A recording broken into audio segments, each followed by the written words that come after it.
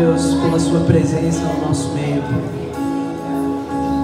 Essa música não é apenas cantada dos lábios para fora, Senhor, mas o nosso coração anseia por mais de Ti, Pai. Anseia por um relacionamento íntimo, Senhor, onde nós podemos ouvir a Sua voz, ouvir o Senhor falar ao nosso coração, onde possamos ser ministrados, Pai, diante daquilo que a gente precisa, Senhor. Teu Espírito Santo é uma pessoa, Senhor. É o Consolador, é aquele que nos ensina todas as coisas, é aquele que nos aponta o caminho, que nos aponta para Cristo, Senhor. Nos enche, Senhor, enche a nossa igreja do Teu Santo Espírito, Senhor. Aprofunda os nossos relacionamentos com o Teu Espírito Santo. Cada um de nós aqui, Senhor, possamos sair um pouco mais perto de Ti nessa noite, Senhor. Que, como diz a Tua palavra, Senhor, quando caminhamos em Sua direção, o Senhor vem na nossa direção. O Senhor não está, Senhor, parado, mas o Senhor está em movimento em nossa direção também, Senhor. Nessa noite, Pai, enche os nossos corações de esperança, de ânimo, Senhor. Enche os nossos corações, Pai, dessa presença que transforma, Senhor, tudo, Senhor, na nossa vida, Senhor. Às vezes as situações são as mesmas, Pai, mas nós é que somos transformados pela Sua presença, Senhor. Podemos olhar com uma nova perspectiva, porque o Senhor nos ensina, Pai. Faz isso no nosso meio nessa noite, Pai. Em nome de Jesus. Amém. Amém. Você pode aplaudir ao Senhor mais uma vez? Aleluia. Você pode se assentar. Queria convidar as crianças aqui na frente. Criançada, todas as crianças. Hoje é aniversário de alguém aqui. Aniversário? Aniversário do Caio hoje? É aniversário do Caio. Uhul!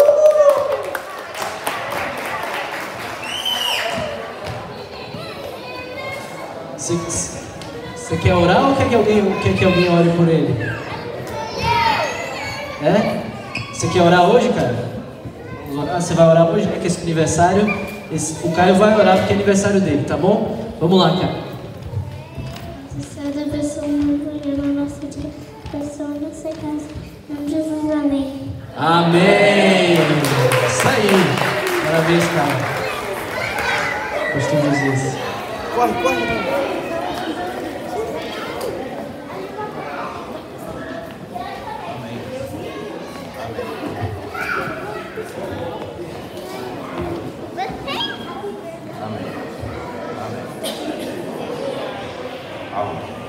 Esse é sempre um momento especial para nós, porque a gente tem esse privilégio, né, de orar pelas crianças e tal,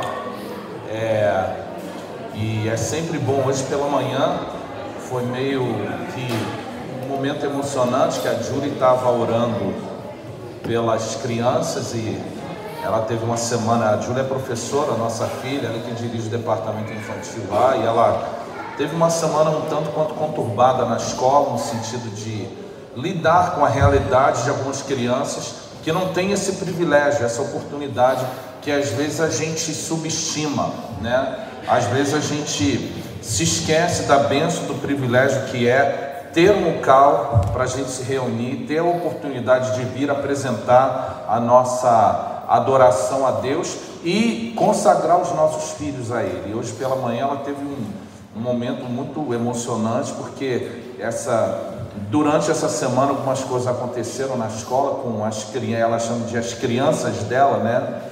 Que ela é professora, então, pai, as minhas crianças, algumas tiveram problemas lá e o pai foi levado para a cadeia e elas foram expulsas da casa da madrasta e 6 crianças foram jogadas à rua. Então ela teve um momento muito, né, assim, de ver a bênção que é orar pelas crianças e consagrar a bênção de ser família. Isso que tem a ver com o que a gente tem falado, né, sobre cultivar relacionamentos saudáveis, e hoje cabe a mim falar sobre cultivando relacionamentos saudáveis no casamento, família. E então essa abertura assim de oração com as crianças, que eu sempre falo para vocês que eu fico comovido, é por causa disso, é por entender que a realidade que a gente vive ao redor daqui, não há um apreço pela estrutura familiar à luz da Bíblia. E por isso a gente tem esse privilégio, a gente tem essa oportunidade e vamos aproveitar isso, vamos reconhecer isso como uma bênção de Deus, uma oportunidade que Deus nos dá para a gente, como em família, estar cultuando ao Senhor, adorando ao Senhor, buscando ao Senhor nas nossas vidas diárias. E hoje o texto que eu tenho para compartilhar com os irmãos é no livro de 1 Pedro. Pedro era um líder da igreja de Roma, era um dos apóstolos de Jesus. Após a morte de Jesus, ele assumiu ali, né, a direção da igreja de Roma. Até uns 60 anos após a morte de Cristo, ele estava lá. E durante parte do ministério de Pedro lá, o momento era de conflito, o momento era de perseguição. E ele escreve essa carta ali para a gente... E eu quero colocar isso em contexto, porque tem uma parte que ele fala sobre família e casamento, né? E até essa arte aí que apareceu agora aí, né? Não sei se vocês sabem, não sei se o Diogo e a Júlia falaram, essa arte que apareceu, volta ali a logo ali da arte, foi feito por algum artista aqui da igreja de Stoughton, né? Então, o desenho, né, que foi feito ali sobre casamento,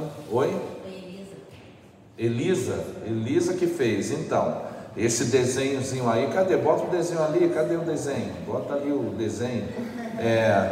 Ela desenhou e aí colocou-se a sobreposição sobre casamento. As crianças foram desafiadas, né, a pensar sobre o casamento, família e tal, e desenhar, né? Então esse foi o desenho aí da Elisa, né? Vamos curtir aí o desenho, bota aí, ó.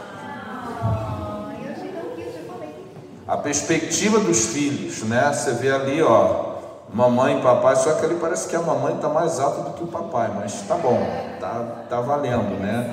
E ali um anelzão ali de aliança com diamante mais pesado do que o anel, olha lá, ó, em cima, e a caixa ali, né? O ambiente, né? Do casamento ali, de andarem juntos e tal, e coisa ali regando, né? Então é a perspectiva dos nossos filhos e a forma como nós vivemos o nosso casamento é a forma como os nossos filhos vão perceber e a forma como eles vão viver também o casamento, o relacionamento conjugal deles. Então a importância desse momento aqui, é importante você trazer o seu filho, não só aos domingos, mas orar com ele, por ele, né, ensiná-lo a orar e ensiná-lo a se comportar como papai e mamãe que Deus quer que seja o comportamento de papai e mamãe, para que ao crescerem eles também se tornem papai e mamãe e passem isso para os filhos. E esse é o contexto da família no tempo de Pedro. Houve perseguição, houve dificuldades. Você ser cristão no tempo dele era complicado. E ele escreve essa carta ali aos crentes e ele começa ressaltando algumas ideias por causa do contexto. E eu quero falar do contexto antes de chegar na parte de família, porque se eu começar já descendo a lenha, porque eu não, né, Pedro, meio que falando sobre essa parte de família sem entender o contexto, vocês podem ficar um pouco preocupados, sem entender o contexto. A primeira ideia de Pedro, em meio ao contexto de perseguição, de dificuldade e tal, que talvez alguns de nós estejamos enfrentando, é essa aqui, 1 Pedro 1, de 15 e 16. Pedro diz assim, olha, apesar das dificuldades, apesar do contexto, a realidade é essa, mas assim como é santo aquele que o chamou, sejam santos vocês também, em tudo o que fizerem, pois está escrito, sejam santos, porque eu sou santo. Então a primeira diretriz de Pedro ao escrever essa carta aos cristãos sendo perseguidos, e eu tenho certeza que a gente não está sendo perseguido como os cristãos daquela época. Mas talvez a gente esteja passando por dificuldades e relacionamentos conturbados e situações difíceis. O alerta de Pedro, a exortação de Pedro é essa: busquem a santidade, porque a gente precisa ser como aquele que nos chamou. Sejam vocês santos, porque aquele que os chamou é santo em tudo que fizerem. Em tudo que fizerem. Então a santidade a busca pela santidade precisa ser em todas as áreas da nossa vida.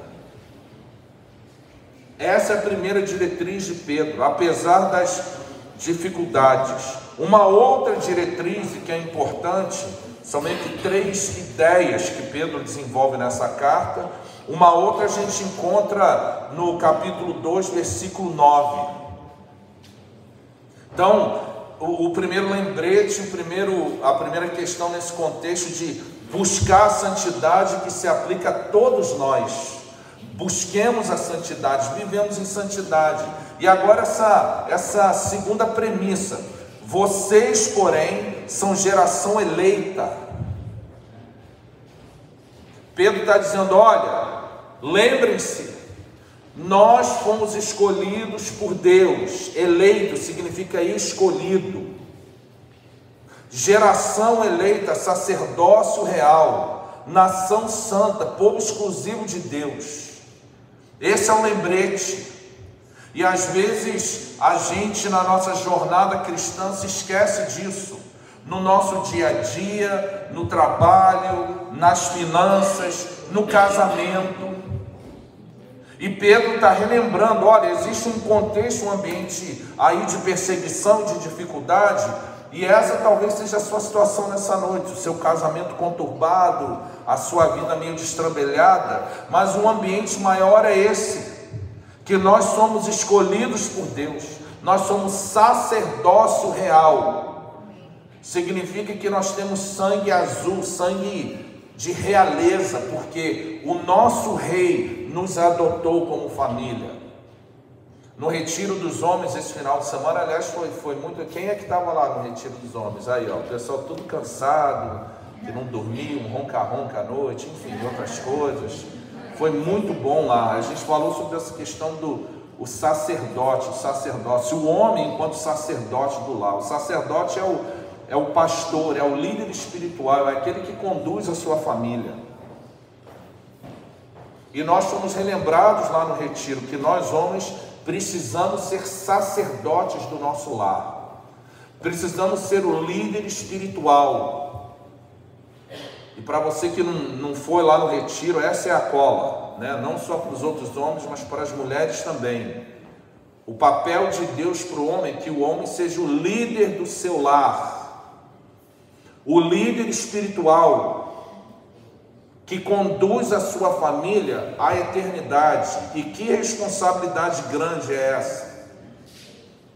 De sacerdote, de líder, daquele que é responsável por conduzir a sua esposa aos caminhos do Senhor, de conduzir a sua família, os seus filhos, a uma intimidade com o Senhor. E rapaziada, infelizmente, a realidade, a gente falou sobre isso lá. Alguns de nós temos deixado a peteca cair. Porque como é que eu vou conduzir a minha família à intimidade com Deus se eu não tenho intimidade com Deus?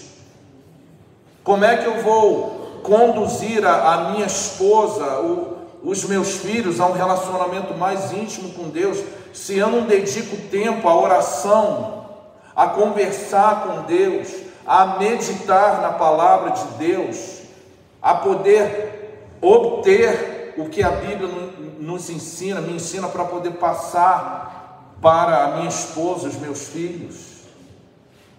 E é por isso, aliás, que a gente vê tantos casamentos em crise, tantos relacionamentos conturbados, porque o homem não tem abraçado a missão de Deus, a missão que vem de Deus, para ser o sacerdote do lar. E nós precisamos, homens, abraçar isso como uma missão de Deus, como uma função que Deus dá para o homem, não é para a mulher. Vou dar outra cola lá do retiro, aí rapaziada. No jardim do Éden, se você ler o livro de Gênesis, diz ali que Deus criou o homem com uma responsabilidade. Antes de criar a mulher, diz que Deus tirou o pó ali da terra e soprou vida nas narinas do homem. E criou um ambiente chamado Éden, o paraíso, a perfeição, e colocou o homem lá. Mas Deus sabe que só a existência no paraíso não traria realização e satisfação para o homem. Ele fala assim: eu preciso criar uma companheira que seja adequada, que seja a contrapartida do homem. E em nenhum momento diz: eu preciso criar uma companheira para o homem mandar, desmandar e pisar sobre ela. Aí sabe o que Deus fez? Colocou o homem para dormir, deu uma anestesia santa lá. E enquanto o homem dormia, Deus tirou uma parte do homem, uma costela. E a partir da costela formou a mulher. Não foi do pó da terra, foi da costela do homem. É importante isso. Que Deus quis formar a mulher tirando um pedaço do homem, porque sem a mulher fica faltando uma lacuna. E tirou aqui, ó, do lado, não tirou da unha e nem da careca. Tirou daqui, ó, porque é para andar lado a lado. E até hoje isso se repete. Na genética, quem estudou aí sabe que quem é que carrega o cromossomo feminino? A mulher só tem o XX. E o homem é que define o XX ou XY. Até hoje, a mulher sai a partir da existência do homem. São os desígnios de Deus. E o homem, como responsabilidade que Deus colocou no jardim para cultivar, que é cuidar e proteger. E quando a gente não cultiva e cuida das nossas mulheres, a gente está faltando com a missão de Deus. E quando a gente não protege as nossas mulheres e o nosso casamento, a partir da nossa mente, homens, porque a nossa mente é fértil e os nossos olhos conseguem enxergar coisas que não agradam a Deus e que entram para o coração, a gente vai pagar um preço muito grande. E o que aconteceu no Éden?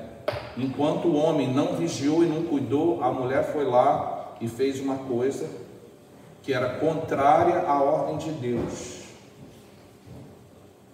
E aí diz que no dia seguinte Deus vinha andando pelo jardim, eles tinham comunhão plena, perfeita, né? Num dos versículos aí antes diz que o homem e a mulher estavam nus e não se envergonhavam.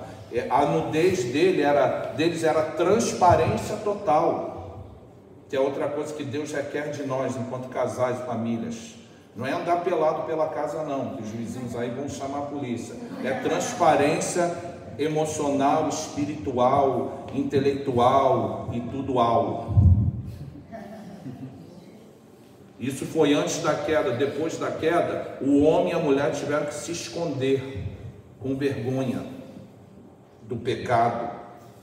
Só que no dia seguinte, Deus vem pelo jardim caminhando e ele chama quem? O homem. Adão, cadê você, Adão? Está escondido, mané. O mané por minha conta. Está escondido, mané. Cadê tu? Deus vai sempre cobrar do homem. Ele não foi, cadê você, Eva? Porque a responsabilidade de cuidar, de nutrir, de proteger é do homem. Maridos, bem-vindos ao plano de Deus. E é o que Deus requer de nós, porque um dia nós vamos prestar contas a Deus. Não é mais ninguém, é a Deus. se nós realizamos a função, o propósito para o qual Ele nos criou. Ganhar dinheiro é bom. Criar um nome, uma reputação é muito bom. Ter conforto, casa, carro, bens é bom. Mas um dia o que Deus vai cobrar de nós é se nós fomos os sacerdotes do lar que Ele criou a gente para ser. Nação santa, povo exclusivo de Deus, para anunciar as grandezas daquele que os chamou das trevas para a sua maravilhosa luz. Tem um antes de Jesus e tem um depois de Jesus. Isso faz toda a diferença, irmãos. Nós éramos treva, nós éramos morte, e nós fomos chamados por Jesus. Não é o nosso mérito, nós somos geração eleita, fomos escolhidos por Deus.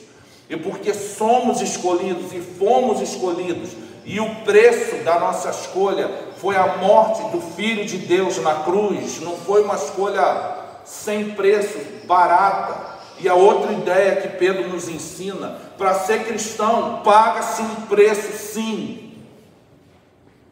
Para ser seguidor de Jesus, carrega-se a cruz sim. E a gente tem que repensar esse cristianismo meia boca. Tem que repensar esse cristianismo oba-oba. De que o meu relacionamento com Deus não requer uma contrapartida minha. Acabamos de cantar, né? Que Deus nos busca às 99, e Ele larga e vem, Ele escala montanhas e coisa e tal. E a gente quer se colocar numa condição especial, de que cada vez mais que eu fugir, Deus vai me buscar. Não é assim que a banda toca não, hein? Deus me busca, mas requer de mim uma postura de obediência e quebrantamento e resposta a Ele. Porque nós somos geração eleita, sacerdócio real, nação santa, povo exclusivo de um Deus que é ciumento. E por isso nos chama para anunciar as grandezas daquele que o chamou das trevas para a sua maravilhosa luz.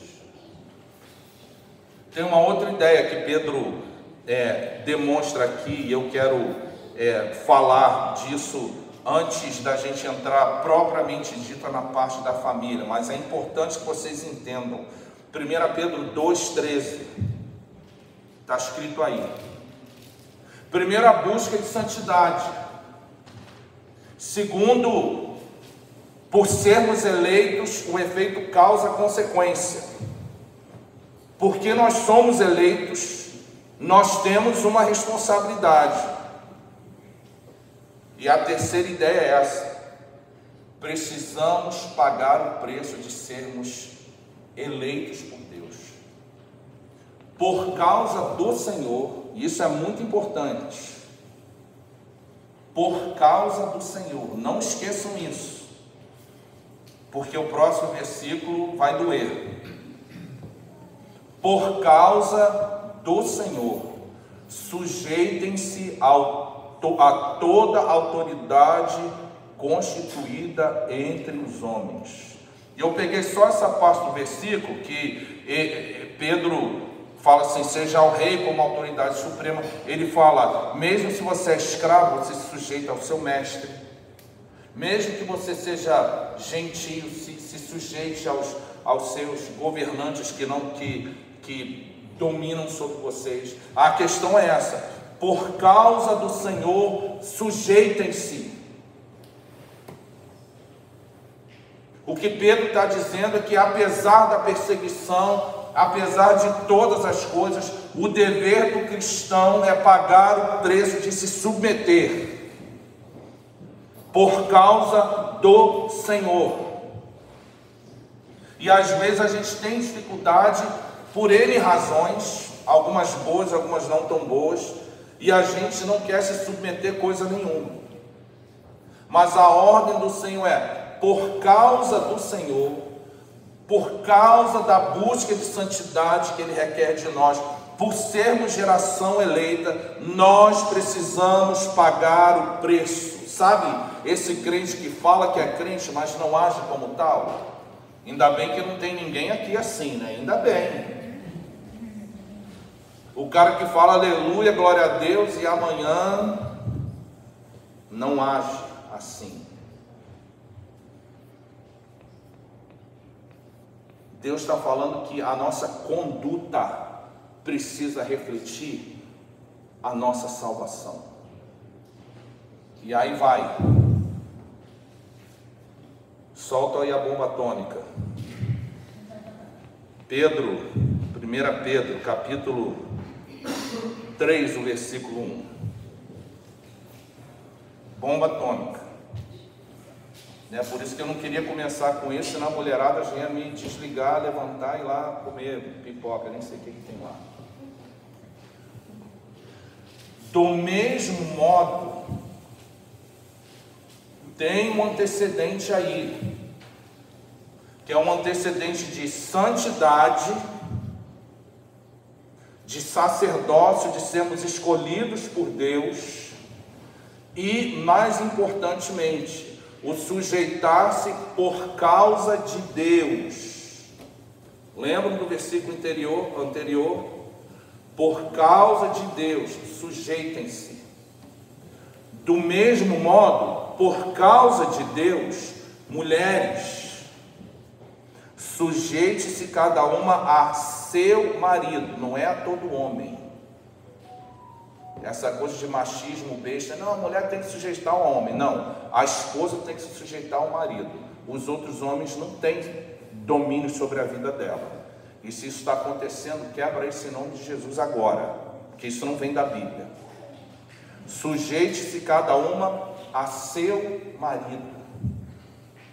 E quando isso não acontece, é uma das piores calamidades que pode acontecer na vida do ser humano. E hoje em dia, infelizmente, essa calamidade acontece, dizem, em mais de 50% dos casamentos. Que é a separação, que é o divórcio, porque não há, é a quebra do voto conjugal. E essa calamidade é sobre a sua vida espiritual, emocional, financeira, seus filhos, suas gerações vindouras. Está dado o recado. Sujeite-se cada um a seu marido, a fim de que, se ele não obedece à palavra, seja ganho sem palavras pelo procedimento da sua mulher. Mais uma vez, o procedimento aqui, o seu comportamento é importante. Se você se diz cristã, mulher, esposa, amada, querida, por santidade, por devoção a Deus, que pagou um preço pela sua vida e que por isso tirou você das trevas para a luz, e por causa de Deus é que é necessário sujeitar-se a seu marido. Não tem nada a ver com machismo, não tem nada a ver com ele é que manda. E marido, isso é para você ouvir na presença da sua esposa. O sujeitar-se, o submeter-se a você é uma grande responsabilidade que está nas suas mãos. Então, viva de forma que a sua mulher tenha facilidade e prazer em se sujeitar a você, cabeção.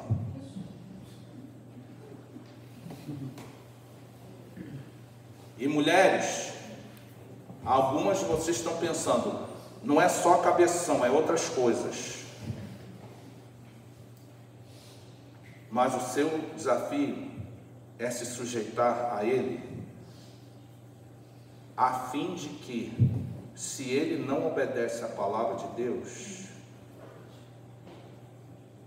se ele não está cumprindo a função dele de sacerdote, de líder do lar, de seu mentor espiritual, essa palavra é forte, hein?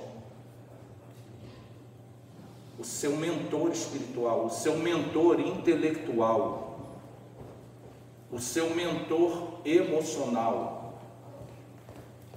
Se ele não está cumprindo isso, que ele seja ganho sem palavras. Mulheres, está escrito aí, sem palavras, é 100 com S, não é 100 com 100, 10 vezes 10 não, porque é pouco para vocês.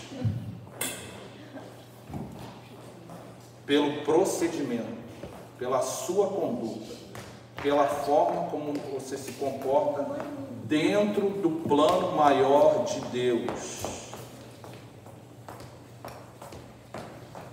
que exige que as mulheres busquem a santidade, que as mulheres tenham devoção a Deus e que as mulheres respeitem e se submetam aos seus homens por causa de Deus. É muito importante que a gente entenda isso, gente. Porque senão os nossos relacionamentos conjugais e nossas famílias vão continuar a ser uma guerra campal. A submissão do lado da mulher. E agora, qual é o versículo aí? 7. Passa ali o versículo 7. Isso aí é o final do versículo, né? Observando, né? Isso aí. Observando a conduta honesta e respeitosa de vocês. Que o homem seja transformado através da conduta das mulheres. Mas olha o versículo 7. Do mesmo modo, vocês, maridos,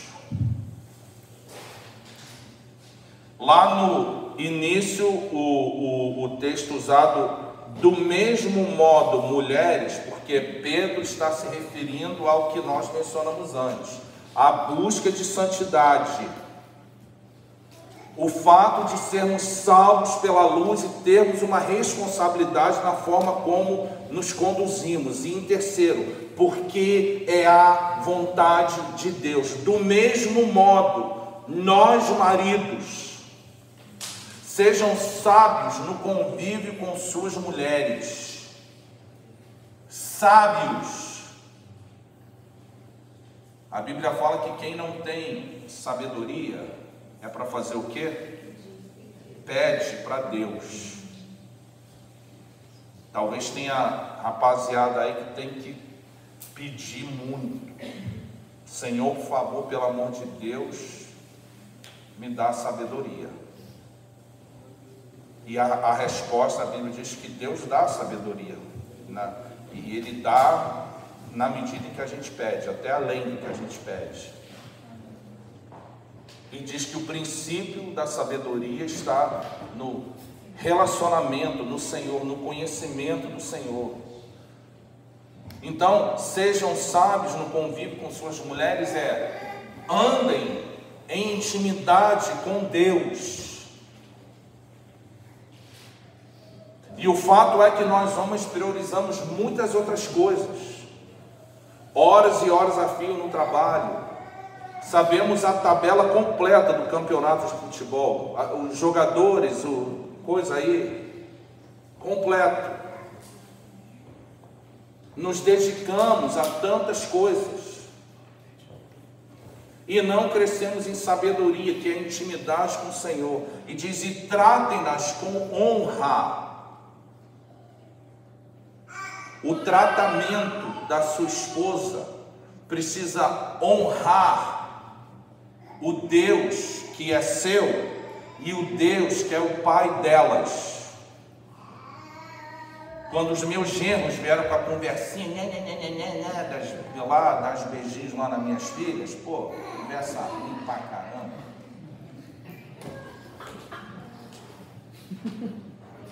Eu já comecei a conversa assim, e outros candidatos chegaram lá em casa que não tinham nem chance. Eu bateu lá, tal. O Mr. Souza, blau, bati a porta na cara dele. Foi ou não foi? Chegou tudo lá, achei muito descontraído. Não gostei não. Blau! A mãe e a irmã olhando assim escondida, eu abri lá Já de propósito, eu sabia, barbudo, nem escovei os dentes, barriga de fora, de cueca, assim, bem. Que é? Porque se alguém, vou falar isso para você, se alguém ousar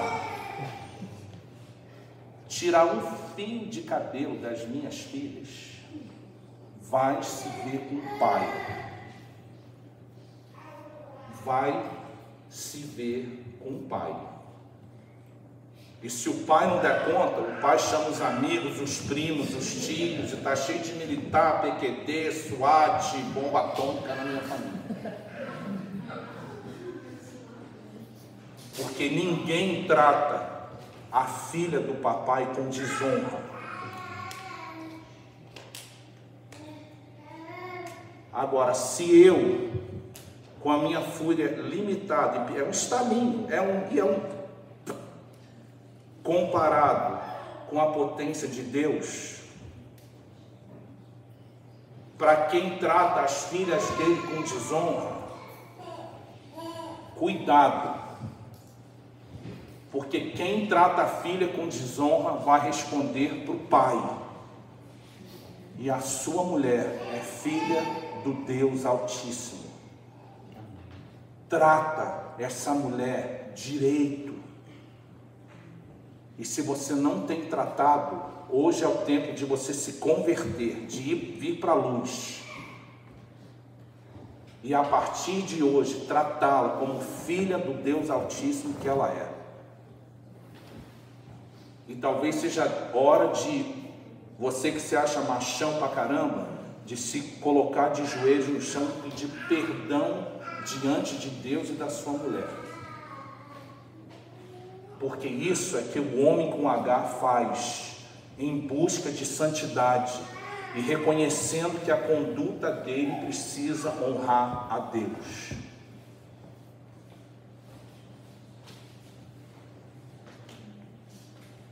E talvez isso precise acontecer na frente dos seus filhos, porque o que seus filhos têm visto é um brucutu que não sabe emitir uma palavra de carinho e elogio e refletir a santidade de Deus. Só estou falando. E aliás, não estou jogando conversa fora não, porque durante muito tempo da minha vida eu fui esse brucutu.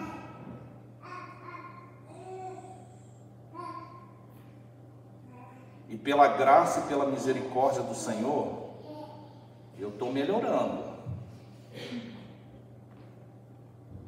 Eu estou aprendendo. Eu estou sendo moldado por Deus. E eu quero fazer a minha parte para honrar a filha, a princesa que Deus me deu. Que é essa que vos encontra aqui. Eu te amo, meu bem. Completamos mais um ano de casamento essa semana.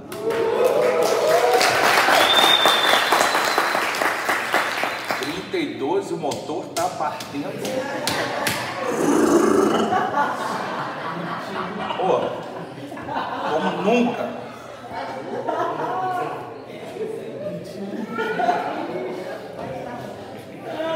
Ela fica sem graça assim, depois vocês falam com ela, ele só está brincando, mas não tá não.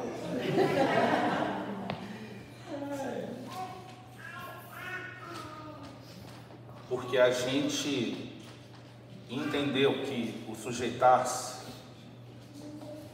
submeter-se da parte dela, e o aprender a ser sábio no convívio e tratar com honra da minha parte, é o que viabiliza o relacionamento continuar.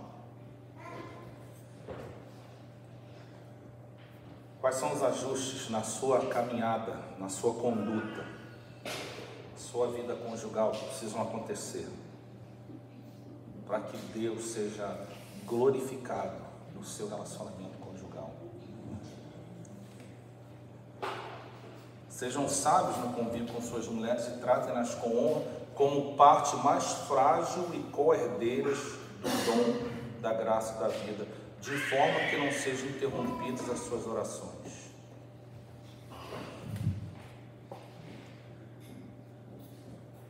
A parte mais frágil aqui diz respeito à força física. E a mensagem aqui é que o homem não vai ser bem sucedido no seu relacionamento conjugal a partir da força bruta.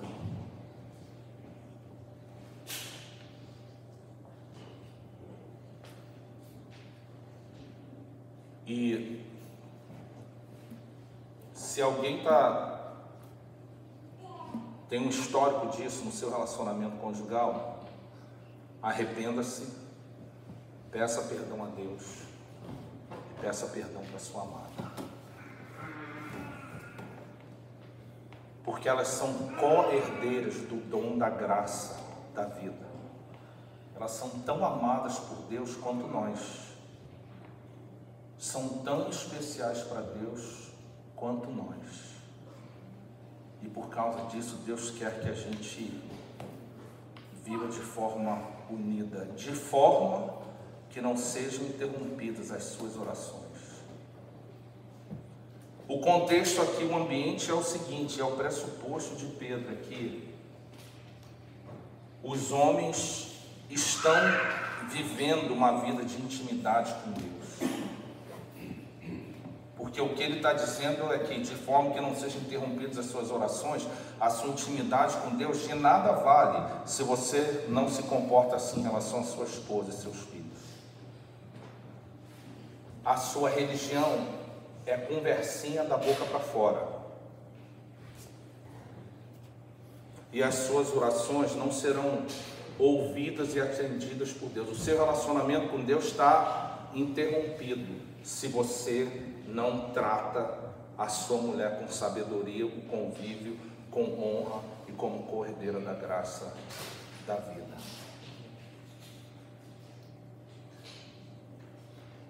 Os nossos filhos estão vendo. Essa semana e ontem, no retiro, tive conversa com um homem ontem, outro aí no decorrer da semana, num momento de desabafo. Mas a minha mulher tem que entender que o meu trabalho é que põe a comida na mesa, por isso que eu trabalho 18 horas por dia. Aí ela tem que entender que eu chego cansado, então não tenho tempo para conversar. Ela tem que entender que ela tem que cuidar dos meus filhos enquanto eu estou ganhando a vida, provendo pão e deixando uma herança para eles. Para um eu tive a chance de falar, para outro não, mas eu quero falar aqui agora. A melhor herança que você, pai, pode deixar para o seu filho é tratar a mãe dele como uma princesa de Deus, para que ele, ao ver a sua conduta em relação à mãe, ele sinta o amor do pai. Sabe por que muita gente tem dificuldade em amar o Pai do céu?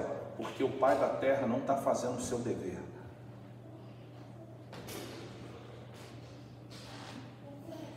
Não demonstra carinho, não demonstra afeto, não demonstra amor, não emite palavras de encorajamento, de apoio, é só reclamação. Um dia, nós, maridos e mulheres, vamos responder a Deus pela forma como conduzimos as nossas vidas. Feche os seus olhos, baixa a sua cabeça.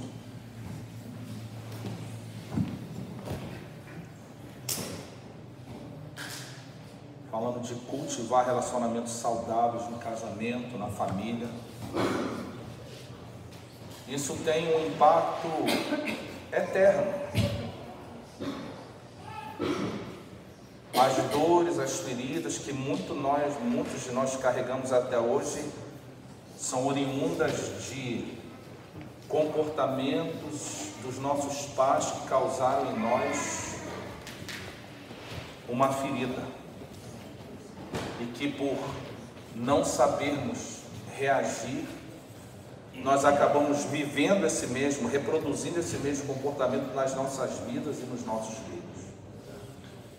Mas a palavra de Deus nos chama para uma mudança de rumo, um ajuste nas nossas atitudes.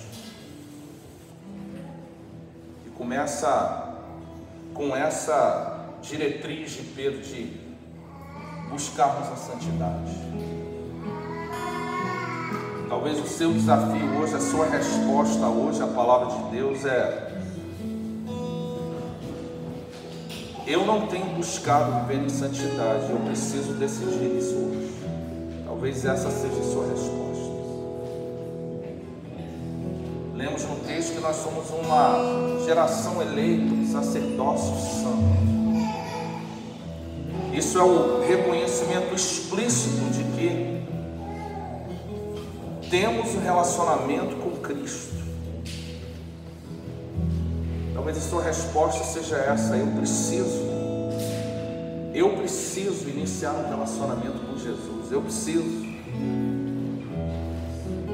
Talvez essa seja a sua resposta hoje, de começar a partir de agora a cultivar o relacionamento mais saudável que impacta toda a sua vida, que é andar com Jesus por toda a sua vida. Ou quem sabe você já tomou essa decisão, já está cultivando esse relacionamento, mas no decorrer da jornada você perdeu o foco, perdeu o rumo, e Deus está te chamando para voltar. Deus está te chamando para retornar ao primeiro amor, retornar à busca de santidade, retornar à busca de intimidade que você se comprometeu a fazer, e todos nós deixamos às vezes esse compromisso a desejar.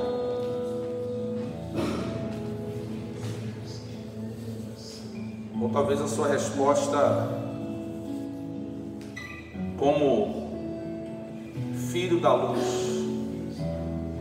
seja hoje entender de Deus que você precisa ser um homem segundo o coração de Deus, agir como homem no seu dia a dia, nos seus relacionamentos, no seu casamento, nas suas finanças, como pai. Ou você, esposa, que ora há anos pelo seu marido, você precisa renovar as forças e continuar a orar. Você, mãe, que tem um peso no coração por causa dos seus filhos.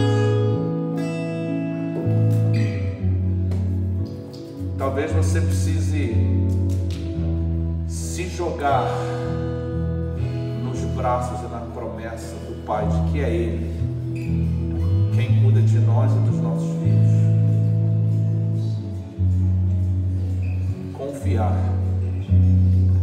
que o sujeitar-se ao marido é parte de sujeitar-se ao plano de Deus. E às vezes o plano de Deus tem esses percalços. Ele nos leva e leva os nossos amados por caminhos que a gente não gostaria. Mas o filho pródigo precisou entender o que é a porqueira antes de entender o que é a bênção nos olhos do Pai. Eu não sei qual é a sua resposta hoje. Eu sou o mensageiro da palavra. Agora, o que você vai fazer com isso, meu irmão, minha irmã? Marido, esposa, pai, mãe, tio, tia, servo, serva, é com vocês. Mas se Deus está chamando você a tomar uma atitude, a tomar uma decisão, a tomar uma postura nessa noite, não hesite, não tenha medo. E eu quero orar por você. Pedir que todo mundo baixe a cabeça, feche os olhos. Esse é um momento seu com Deus. Eu quero desafiar você. Se Deus está chamando você, está incomodando você, está convencendo você a fazer aquilo que Ele está colocando no seu coração, na sua mente agora. Esse é um compromisso seu com Deus. Quero te desafiar a levantar a sua mão como sinal de que você entendeu o recado de Deus para a sua vida, e eu quero orar por você. Qualquer que seja o seu compromisso, Deus está te chamando, levanta a sua mão. Eu só quero orar por você. Amém? Amém. Mais alguém? Amém, amém, amém, amém, amém. Mais alguém? Levanta sua mão, esse é o seu momento. Amém, lá atrás, amém. Quem mais? Amém, aqui. Levanta sua mão, amém, amém. É Deus falando, irmãos, é Deus convencendo, é Deus chamando você para perto dele. Quando a gente toma a decisão de chegar perto dele, ele vai mudando, vai moldando, vai abraçando, vai direcionando. Mais alguém? Levanta sua mão, se Deus estiver falando no seu coração. Eu só quero orar por você. Levanta sua mão. Mais alguém? Vamos, amém, amém, amém. Vamos nos colocar de pé. Vamos nos colocar de pé. Senhor, o teu povo está respondendo. Nós queremos agradecer ao Senhor, que na sua fidelidade, no seu poder, no seu amor, o Senhor fala. É o Senhor quem esclarece, é o Senhor quem chama para perto do Senhor. Pai, nos teus braços de amor, nos teus braços de perdão, nos teus braços de calor, encorajamento e renovo, nós encontramos o propósito do Senhor para nós. Louvado seja o teu nome, porque pessoas aqui estão sendo impactadas pela tua palavra, pelo mover do teu Santo Espírito. Pai, eu oro para que a partir desse momento, as mãos levantadas, as decisões tomadas, que haja mudança de vida, mudança de rumo, Pai. Quem sabe novos relacionamentos, Pai, com o Senhor, de pessoas que estão ou estavam afastadas e querem um relacionamento com o Senhor. Pai, quem sabe o início de uma nova jornada no casamento, na família, Pai, na igreja. Ó Deus, nós entregamos, consagramos essas decisões às tuas mãos, porque eu entendo que elas partiram do seu coração, e o levantar das mãos é a forma de dizermos: devolvemos ao Senhor, Pai, devolvemos ao Senhor. Ó Deus, essa decisão, porque cremos que veio do coração do Senhor, passou por nós, e que o levantar das mãos seja: conta comigo, Senhor, está aqui a minha vida, Senhor. Que o levantar das mãos seja: toma a minha situação, Senhor. Que o levantar das minhas mãos seja de rendição e entrega, de quem sabe até impossibilidades nas tuas mãos. Ó Senhor, recebe as nossas decisões, os nossos corações, as nossas vidas, porque foi o Senhor quem nos escolheu, é o Senhor quem nos chama à santidade. Nós ousamos responder ao Deus Criador dos céus e da terra, que tudo pode. Faz, Pai, a mudança nas nossas vidas, que só o Senhor pode fazer. Em nome de Jesus. Amém. Aplaude ao Senhor. Só Ele é capaz de produzir a mudança que nós precisamos. Enquanto cantamos o refrão desse hino, Santo Espírito, bem-vindo aqui. Vou convidar os pastores a estarem aqui à frente, os diáconos. Se você precisa de oração, a gente vai estar aqui para orar com você. Sabe, esse é um momento que, sabe, você precisa consagrar a Deus em oração, dedicação.